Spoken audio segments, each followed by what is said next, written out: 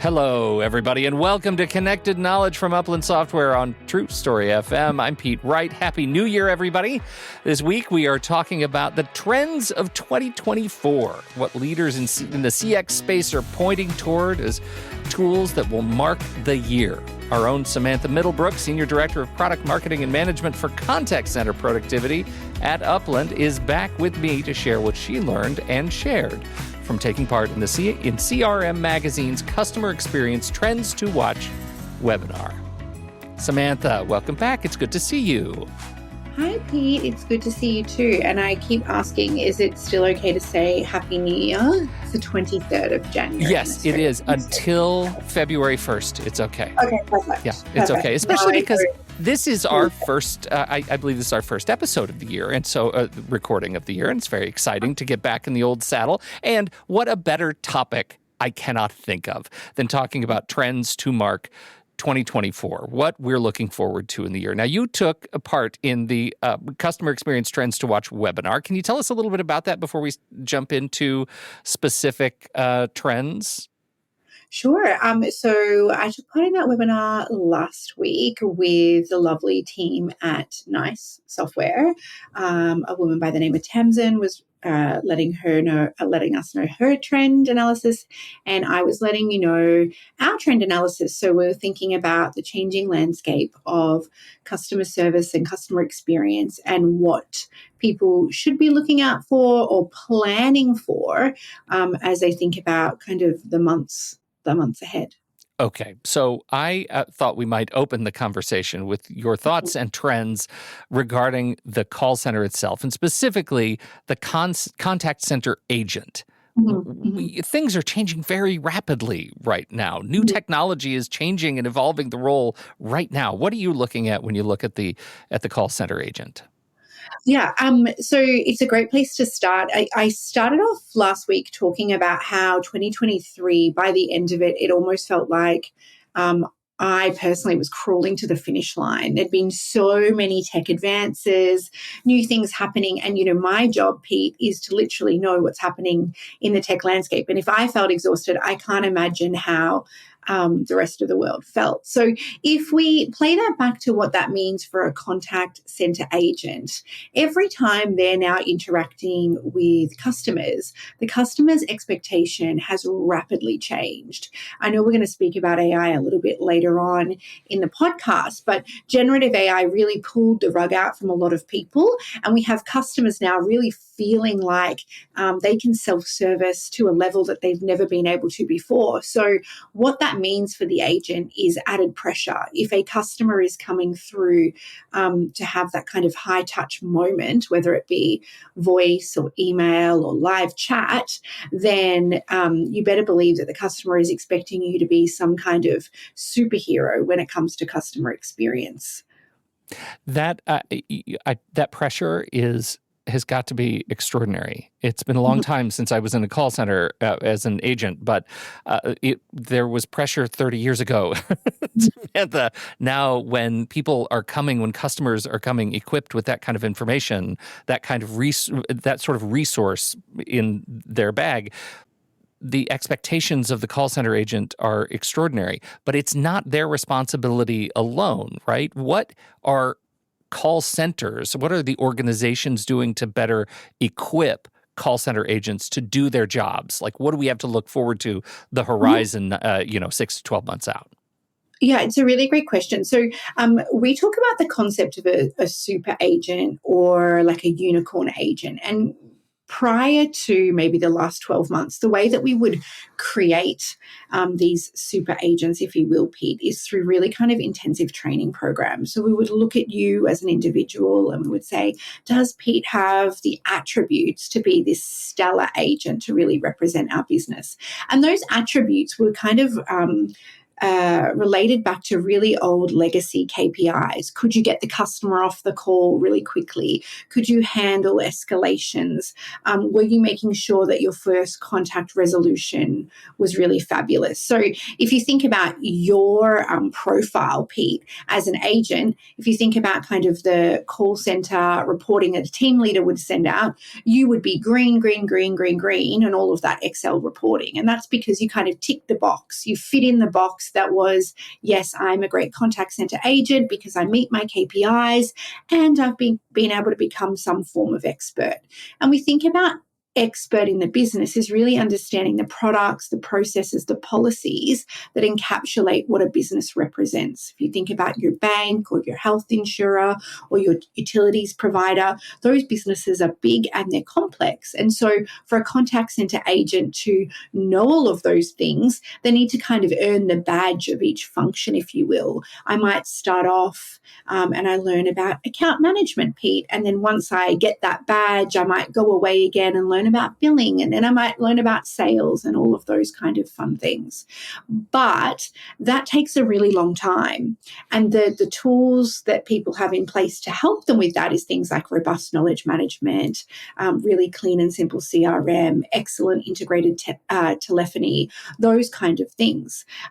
Now, as we start to see that evolution of the unicorn agent, we're calling it, it's a highly empathetic individual. It's less about you being an expert in everything to do with the business and more about using the tools that you have at hand to have really constructive and open conversations with a customer. Okay, how do we modernize the KPIs then, right? Like we have to modernize how these new empathetic unicorn agents are managed, yes?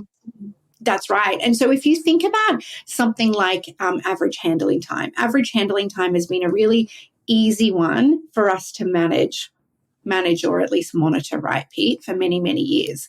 The call lasted this long and we break down the call into, how long it took to answer the call, if there was hold time after call work, what does that look like? If you think about the concept of average handling time, though, that really doesn't make as much sense when we're starting to think about the way that we structure inquiries coming into a contact center.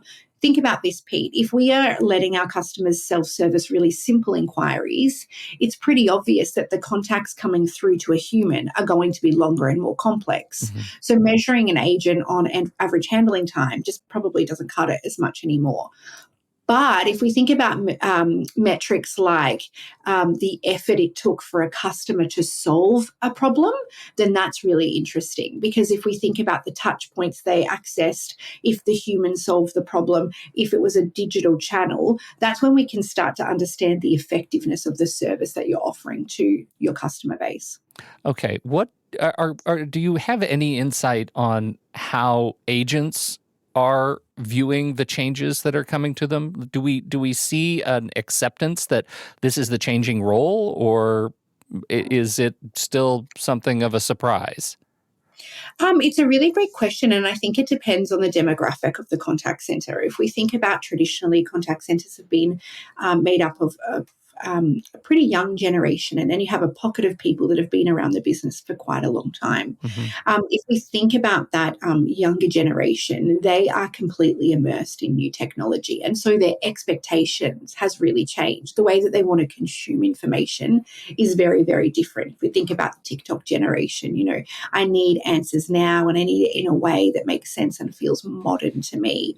So I think from a expectation of that workforce, they're expecting the business to have the tools that they have in their personal life. And if you don't, you're going to get into some challenges, because don't forget, Pete, the number one problem that contact center leaders still face is the ability to attract and then retain staff. Right. And so if the tools are not supporting those people, then we have a problem. I like the way you said, but when you frame their expectations of the technology they have at work, it's built on their expectations of the technology they carry in their pocket or they access at home. Right. Yeah, exactly right. This brings us to some of the new technology that I know you talked about on the webinar, and we said we're going to talk about AI. Let's talk about it. What are our expectations of AI and how it is, being sort of how we're adapting to it in a Mm-hmm. universe that is post 2023, which was Yes. global shock. Mhm. Global shock, horror, excitement, trepidation, all of those things. Boston Consulting Group put out a really lovely report where they interviewed 1,400 C-level executives just recently. And that report mirrors all those things that we're talking about, right? Executives want to get started, but only 6% of organizations have 25% of their staff trained on generative AI. And it's something like 75% of executives know they need to introduce generative AI, but the change management feels pretty terrifying. If we think about 2023 and the promise of what AI would be, Pete, it was pretty sparkly. It was, flashing in lights, changing everything. But what we found as we enter 2024 is that the AI that's been successful in organizations has been pretty unassuming. It's within your workflow. It's just like you blinked and now it's here. And it wasn't a huge change exercise because it really made sense to you in your role. And so you weren't as change resistant. But behind the scenes, we've got big organizations, the Microsofts of the world, working really hard to kind of normalize the AI presence in an organization. It's the whole idea of, all of the news in 2024 is Microsoft consumerizing AI, introducing the first new button on the standard Windows keyboard in 30 That's years right. or whatever, right? For Copilot. And that's the thing that I think is most interesting. The fear that has come from all this new advancement in AI is it's going to subsume the organization and begin shaving off jobs. Is that a conversation you're having right now for 2024? It definitely is. We met with an executive team towards the end of the year, and we were showing them some of the AI features in our new products. And point blank, Pete, the question they asked was, does that mean we can get rid of some of our contact center agents? And, in order to adopt technology, there has to be some form of return on investment. And return on investment always has come in different ways. Are we talking about reducing headcount, or are we talking about redirecting that effort of resource into other areas? My prediction for 2024 isn't that we have a humanless frontline by any means, because I still firmly believe that humans need humans. And when your bots fail, you need that human interaction, which is that empathy layer that we talk about a lot.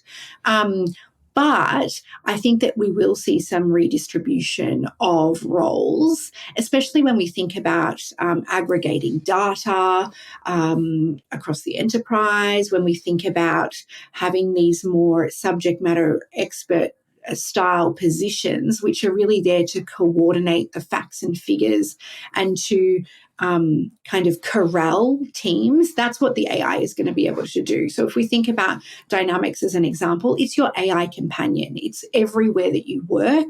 It's everywhere that you're doing mundane tasks. It's about simplifying that. It's still about having a human in the loop, though, Pete, a human to make a conscious decision of what you do with that data, whether or not you send that email, whether or not it makes sense, in that customer interaction. The human is still very prevalent there. The way that I describe it is, think about having a really excellent executive assistant or BA who's pulling everything together for you to help you make an educated decision. That's what the AI is doing, and that's what it's doing for contact center agents if you get it right. The peril, right? The other side of the promise, the peril is that there are a number of business unit leaders who are assuming that it means we can get rid of some resources, and we'll have to learn the hard way the journey back toward the empathetic leader, right? The empathetic agent, and that getting rid of people is not necessarily the right answer. But we have to learn first. What That's are we right. doing to learn? Well, I think that I think some organizations learned from the chatbot boom that we had 5 to 10 years ago, where we had chatbots, and this was when AI was kind of newish, in that format where the concept of empathetic tone was not even on anyone's radar. If I have a look at some of the latest models around Gen AI, thinking about tone and empathy is kind of front and center of what the development world is trying to do. So at least the bots are kind of emulating humans. We still need humans, though, to test and to learn and to provide the prompt, right? Because it's really a world of prompt engineering is kind of the space that we're in right now. Right. If you can provide Gen AI with the right prompt, you can kind of do anything, but that's an art and a science in itself. So I think that organizations will be a little bit gun shy because of some of the really weird and wacky bad examples we saw over the years with chatbots. One of my team just sent me this morning quite a humorous article. It was all around a delivery service and the fact that the delivery service basically had Gen AI working with their customer-facing chat. And then for whatever reason, the chat got into a little bit of a circle of death in terms of trying to help the customer find where their content was, where their delivery was, rather. And basically, it created a very... a not very PC and a not very brand conscious poem about how bad the delivery service was for customer service. So, see, this is the gem of 2024, that AI is going to make the internet weird again. And that's right. That might be great for a little while. And that's basically because the customer was just kind of in such a weird and wacky like death circle of trying to get an answer. Yeah. It said something. The customer said something like, "Can you tell me a joke?" And the AI took it quite literally and then created this poem. So, I mean, I think there's still things like that. That's why we're saying human in the loop is really important. It's like, if you had, let's say tomorrow, Pete, you were standing up a brand new contact center in whatever industry, and you said, "Hey, I'm going to go out and find 50 new contact center agents." There is no way that you're going to unleash them to your customer base handling all the calls without any training or supervision. It's the same with AI. Can this AI adjacent question or call center adjacent question, in your role, how are you using AI tools right now? Have you adopted them in any sufficient way or a significant way? Yes, absolutely. I mean, so my role is twofold, right? One part is product and strategy, where we're really looking at what needs to happen in the market, not today, but in 5 years' time across our products to make sure that we're still relevant. And the other one is in product marketing, which is all around messaging and positioning. So I use AI constantly, whether it's collating or analyzing data, whether it is around helping with outlining of strategic themes, even simple things like helping to summarize really complex ideas that we have, that sometimes we feel like we word vomit, Pete, and we need that objective view is really quite helpful. So if you work with me, and my team will tell you this, I am constantly moving at a very rapid pace. And so I will send myself voice notes of my ideation in between my meetings if I'm running to do school drop off or whatever it is. And then I'll take that file and use AI to analyze it and help me kind of, work out what I need to plan for the week or the month and set my priorities. I think that's a really important thing to recognize and to talk publicly about as we're talking about AI in a very broad way and how it can force these industrial level shifts. But what does it look like at the individual desktop, on the individual phone? Like, we are adapting to it. And what you just described is, I think, role model behavior for call center leaders to be really exploring. How do you use it personally? How do you use it to help amplify your own ideas and develop sort of clear thinking? I'll give you another. So if you think about the pragmatic side, like I've got these tasks, I'm trying to prioritize, manage my work, what do I do there? Then you've got the creative side of things, right? Mm-hmm. So if we think about image generation, if we think about literal video creation, we ran an AI certification for our sales team here at Upland because we have AI through a majority of our products in the contact center suite. As you're asking me, though, how do we make sure our own teams are up to date and up to speed with everything that's happening so they can speak with real conviction to the market around what we're doing? And so as a little bit of a test, we created our whole certification using generative AI. So our avatar is AI generated. The look and feel, everything is made of AI to really explain to the team how big this is or how small it can be, depending on what you're trying to do. And it's quite interesting because I met with one of the sales team on Friday and they said, oh, so the AI, though, it's just you used it to help create the script, right? And we were like, no, that person that you saw is not a person. That is generative AI. Yeah, right. It's incredibly powerful, and I think it really does feel like this is still the trend to watch. 2023 AI, we're not done. What else should we be looking out for on the horizon? What other CX trends should our fair listeners be on the lookout for? So with AI, and I know we keep talking about it, but I think it's so important, Pete, is, 2023 was like AI singing and dancing. Everyone's talking about it. Mm-hmm. It feels really sexy. I read a stat that 10,000 vendors released some kind of Gen AI feature in 2023. Now in 2024, it's kind of like the dust has settled and we're saying, well, how do we actually implement that within our organization? And if you think about 10,000 vendors doing something with Gen AI, quote unquote, Pete, whatever the something is, then you've got to think about how those 10,000 vendors are working within an organization. And so what we found out many years ago when we look at technology in business is having a single vendor or a single throat to choke, if you will, isn't really the flexibility that a lot of organizations need and want, because different vendors are really great at doing different things. And we need to be hyper aware of that when we come into 2024, because if you're working with an organization that's kind of locking you into only using their AI, you've got to think about how does this fit into my technology landscape and where is the flexibility? And that's where we're seeing two trends when it comes into kind of the architecture of AI within an organization. One is that the organization must, the vendor must offer what we're calling a local or an own model when it comes to generative AI, Pete. So what that means for the fearful folk listening is that your data doesn't leave the infrastructure of that vendor. So it's not open AI.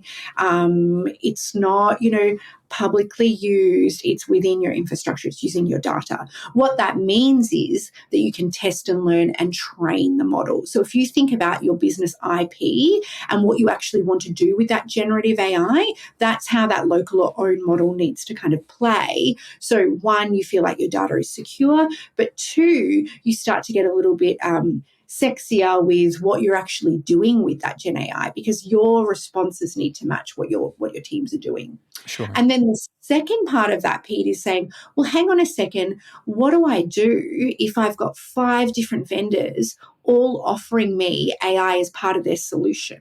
How can I make sure that they talk? And that's where we talk about the concept of a bring your own AI strategy, because I speak to organizations who are on completely different ends of the AI readiness spectrum. One will be, we're so terrified, we know we need to do something, the executive is telling us to do something, Samantha, what should we do? And the other is, hey, we've already built our own model, can you plug your product into us? And so those are the two things you really need to be thinking about when you're thinking about AI in your business. Does the vendor have a local or an own model? And two, can I bring my own AI into this story?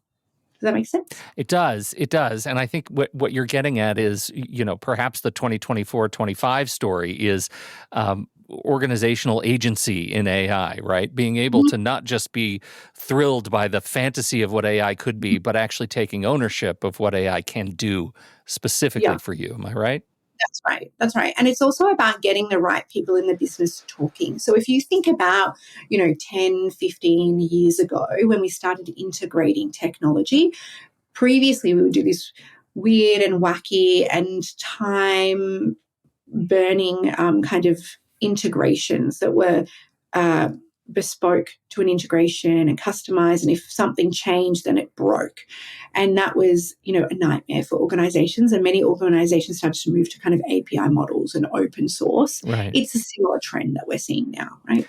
Based on your experience working with these organizations, who is best equipped to own the AI model decision-making process in an organization? Is that a settled decision in organizations? Is there an AI leader, business leader role yet that we can train for? They're starting to pop up, right? They're Yeah. starting to pop up with like a pretty hefty salary package attached to them. I don't doubt it. Oh my. So, remember what would it have been 5 years ago when data scientists were all the rage? And if you were a Yes. data scientist, you could basically ask for any amount of money.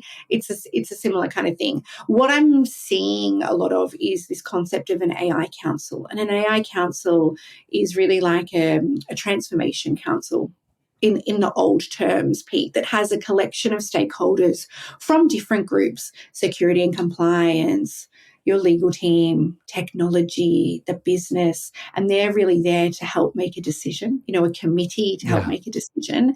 I think who's leading it in organizations are still those innovators that actually are hungry to learn more about what's happening in the landscape, because things are changing all the time. And if you and I could feel confused about it, or the regular person feels confused about it, it doesn't mean that someone on an AI council has any more knowledge unless they're really hungry to know about it. So I think what's happening in organizations, it's a lot of learning on the job, at an executive level, or even kind of as that filters down, we're still having very basic conversations. What is ChatGPT versus OpenAI? What is generative AI? What is natural language processing? So just because people are more senior doesn't mean that they're more equipped to make those buying decisions.